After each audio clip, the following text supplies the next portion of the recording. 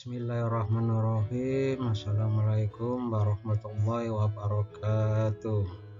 Pada pertemuan yang ke-11 ini Pak Guru masih melanjutkan pada pertemuan yang ke-10, masih dalam kompetisi dasar, yaitu menginterpretasikan semangat dan komitmen kebangsaan kolektif untuk memperkuat negara kesatuan Republik Indonesia dalam konteks kehidupan siswa.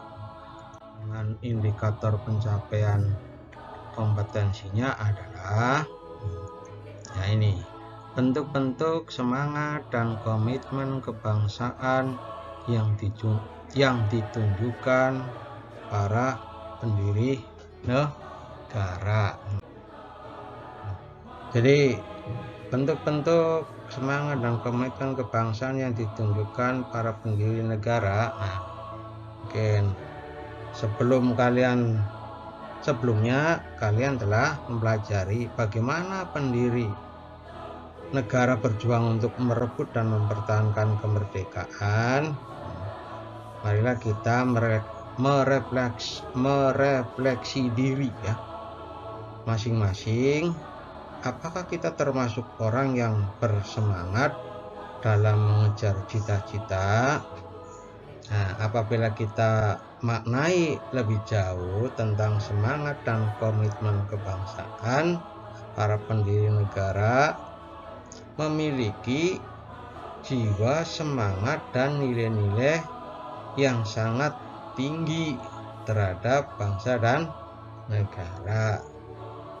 Jiwa semangat dan komitmen dalam perjuangan merebut kemerdekaan itu yang disebut sebagai nilai-nilai kejuangan 45 ya. Jiwa semangat dan nilai-nilai kejuangan bangsa Indonesia tidak lahir seketika, tetapi merupakan proses perkembangan sejarah dari zaman ke zaman ya. Mari kita lihat tentang periodisasi bentuk semangat dan komitmen bangsa Indonesia yang ditunjukkan oleh para pendiri negara ya. Yang pertama itu adalah masa sebelum pergerakan nasional ya. Masa semangat nasionalisme sudah dimiliki bangsa Indonesia jauh sebelum lahirnya pergerakan nasional ya.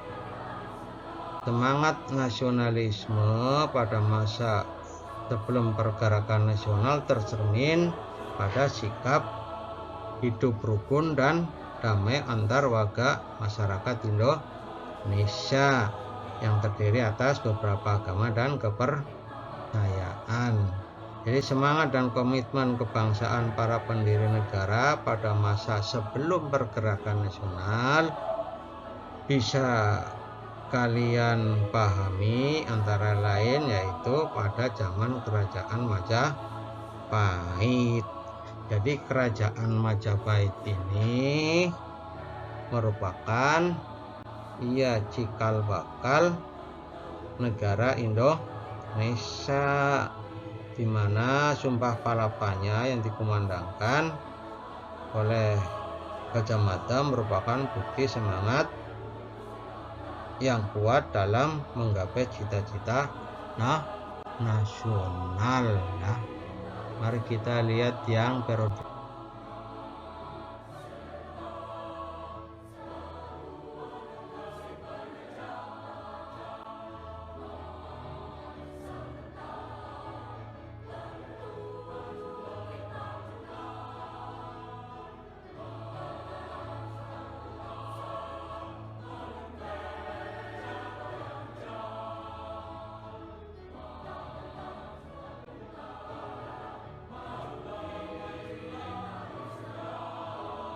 Yang kedua periode yang kedua itu adalah masa pergerakan nasional. Jadi sebelum perjuangan di masa pergerakan nasional, perjuangan masa pergerakan nasional itu masih bersifat kedaerahan ya. Dan dulu kan Pak Guru sudah ya jelaskan tentang perlawanan di berbagai daerah. Siapa diantaranya? Itu ada Sultan Hasanuddin, ada Patimura, ada Pangeran Diponegoro, dan masih banyak lagi. Nah, tahap awal pergerakan nasional itu ditandai dengan lahirnya organisasi Budi Utomo. Yang pertemuan sebelumnya itu sudah dibahas ya. Kemudian setelah Budi Utomo lahir, itu kemudian diikuti oleh beberapa ya organisasi lain seperti Syarikat Dagang Islam, ada Indonesia Partai ya. Terus tahap perjuangan antara kebangkitan nasional dan akhir masa penjajahan Jepang itu merupakan persiapan untuk kemerdekaan ya. Jadi mari kita lihat pada periode yang ketiga ya. Ya, periode ketiga itu apa? Yaitu periode masa proklamasi dan perang kemerdekaan. Jika dirunut dari sejarah lahirnya Negara Kesatuan Republik Indonesia ini terbuka setelah Jepang menyerah tanpa syarat kepada sekutu. Jadi peristiwa tersebut mendorong para pemuda mendesak golongan tua untuk secepatnya memproklamasikan kemerdekaan Indonesia. Jadi para pemuda itu sepakat memproklamasikan kemerdekaan Indonesia dengan kekuatan bangsa sendiri. Ya, tekad bulat para pemuda mendorong terjadinya peristiwa Rengas Dengklok. Nah, peristiwa Rengas Dengklok itu merupakan peristiwa pengamanan ya. Jadi Soekarno, CS semuanya itu diculik oleh para pemuda, dibawa ke Rengas Dengklok. Tujuannya untuk apa? Yaitu agar tidak terpengaruh oleh Jepang. Siapa yang menculik? Yang menculik itu adalah golongan muda ya. Setelah terjadi musyawarah, akhirnya pada tanggal 16 Agustus 1945 rombongan dari Rengas Dengklok ya, ada rombongan muda dan rombongan tua itu tiba di Jakarta, dan dia sudah mempertimbangkan secara matang nanti untuk pelaksanaan proklamasi di mana tempatnya. Akhirnya diambil sebuah pertimbangan di rumahnya orang Jepang, yaitu Laksamana Maeda. Ini tempat untuk menyusun teks proklamasi, dan teks proklamasi sudah tersusun ya. Lalu pada tanggal 17 Agustus 1945, tepatnya pada hari Jumat pukul 10.00 waktu Indonesia Barat, di depan rumah Insinyur Soekarno, yaitu Jalan Pegangsaan Timur nomor 56 Jakarta, Insinyur Soekarno membacakan teks proklamasi yang didampingi oleh Dr. Andes Muhammad Hatta. Nah, setelah teks proklamasi dibacakan, kemudian diikuti dengan pengibaran bendera Sangsaka Merah Putih. Oleh siapa? Oleh Suhut dan Latif Hendraningrat ya, dengan diiringi lagu Indonesia Raya. Itu masa proklamasi dan perang kemerdekaan. Mari kita lihat pada periode keempat ya. Periode yang keempat itu adalah masa perjuangan mempertahankan kemerdekaan ya. Jadi setelah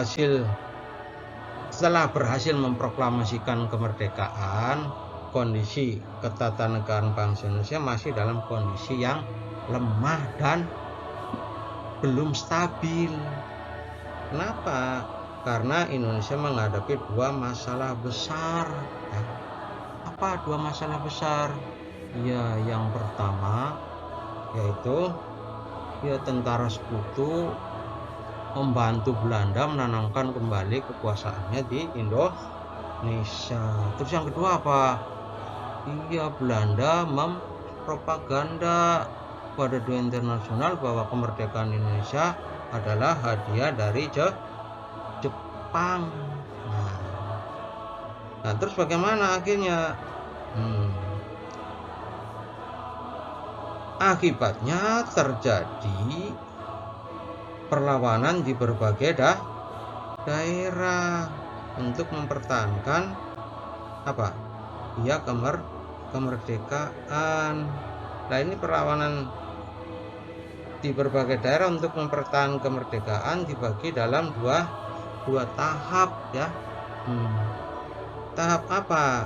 Yang pertama, tahap perjuangan dengan mengangkat senjata. Mungkin kalian sudah pernah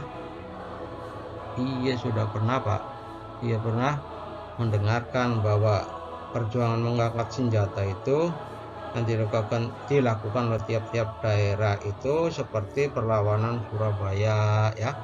Itu yang akan menimbulkan yang namanya atau melahirkan sebuah hari pahlawan. Ada peristiwa di Bandung yang namanya Bandung Lautan Api, ada peristiwa di Ambarawa namanya Palagan Ambarawa, ada di Medan, ada di Manado, ada di Bali yaitu pada peristiwa perang Puputan Margarana, ada di daerah Surakarta dan daerah Cirebon. Itu perjuangan yang dilakukan dengan mengangkat senjata. Terus yang kedua ada perjuangan yang dilakukan melalui diplomasi. Diplomasi yaitu dengan perundingan. Dalam diplomasi yang dilakukan antara lain yaitu dengan melakukan perjanjian, misalkan perjanjian Linggarjati, ada perjanjian Renville, ada perundingan Rumroyen, ada konferensi Medan Bundar. Jadi perjanjian Linggarjati ini merupakan salah satu upaya diplomasi yang dilakukan Indonesia. Hasilnya apa? Hasil perjanjian Linggarjati itu antara lain yaitu Belanda mengakui secara de facto wilayah Republik Indonesia yaitu Jawa, Sumatera dan Madura. Terus yang kedua, Belanda harus meninggalkan wilayah Republik Indonesia paling lambat 1 Januari 1949. Terus yang ketiga, pihak Belanda dan Indonesia sepakat membentuk negara Republik Indonesia Serikat ya. Ada RIS ya, negara bagian ya. Terus yang keempat, dalam bentuk Republik Indonesia Serikat, Indonesia harus bergabung dalam Commonwealth atau negara persemakmuran Indonesia Belanda dengan mahkota negaranya di Belanda. Kita lihat yang kelima yaitu periode masa perjuangan mengisi kemerdekaan. Nah, dewasa ini perjuangan mengisi kemerdekaan semakin memiliki banyak tantangan ya. Tantangan tidak hanya dari luar tetapi dari dalam diri setiap warga negara Indonesia juga ya. Jadi melihat banyaknya faktor yang dapat menurunkan komitmen bangsa sebagai warga negara yang baik, hendaknya selalu menerapkan sikap sesuai dengan tujuan pembukaan Undang-Undang Dasar 1945. Apa itu tujuan yang ada di dalam pembukaan tujuan bangsa dalam pembukaan Undang-Undang Dasar 1945, yaitu melindungi segenap bangsa Indonesia, ada memajukan kesetaraan umum, mencerdaskan kehidupan bangsa, ikut melaksanakan ketertiban dunia, ya itu seperti itu ya. Nah, terus kesadaran atas satu kesatuan Indonesia merupakan wujud upaya mengisi kemerdekaan. Nah, berikut ada beberapa sikap yang menunjukkan perjuangan dalam mengisi kemerdekaan. Yang pertama, dari lingkungan pergaulan ya. Di dalam lingkungan pergaulan, nah, mungkin kalian bisa lihat berteman itu dengan siapapun tanpa memandang dia suku, agama, ras, dan antar golongan. Terus membantu teman yang membutuhkan pertolongan, menghargai teman yang sedang berbicara, terus menghargai keyakinan orang lain. Itu perjuangan untuk mengisi kemerdekaan itu di lingkungan pergaulan. Terus yang kedua yaitu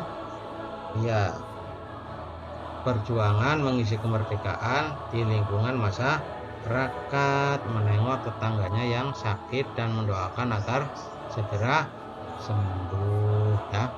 Dan kalau menengok orang sakit, mendoakan biar dia cepat berangkat, jangan ya.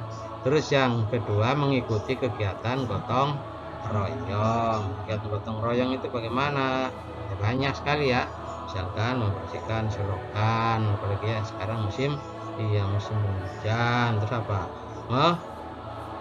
Beramai-ramai membuat atau memperbaiki jembatan yang rusak. Terus yang ketiga, menyelesaikan permasalahan dengan musyawarah. Jadi kalau ada permasalahan diselesaikan dengan cara musyawarah. Yang keempat, mengutamakan kepentingan umum.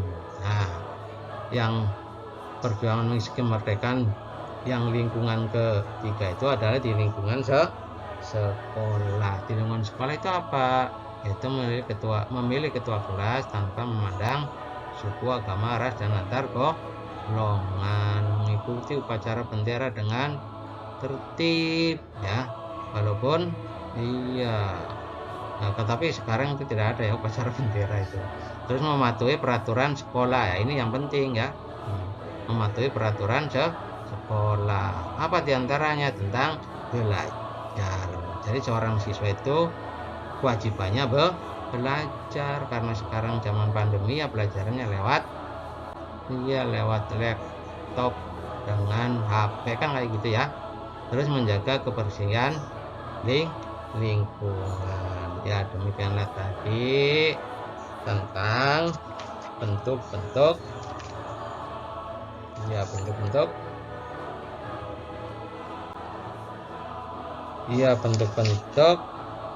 dan komitmen kebangsaan yang ditujukan oleh para pendiri negara. Nanti Pak Guru lanjut lagi pada pertemuan berikutnya. Sekian dulu. Assalamualaikum warahmatullahi wabarakatuh.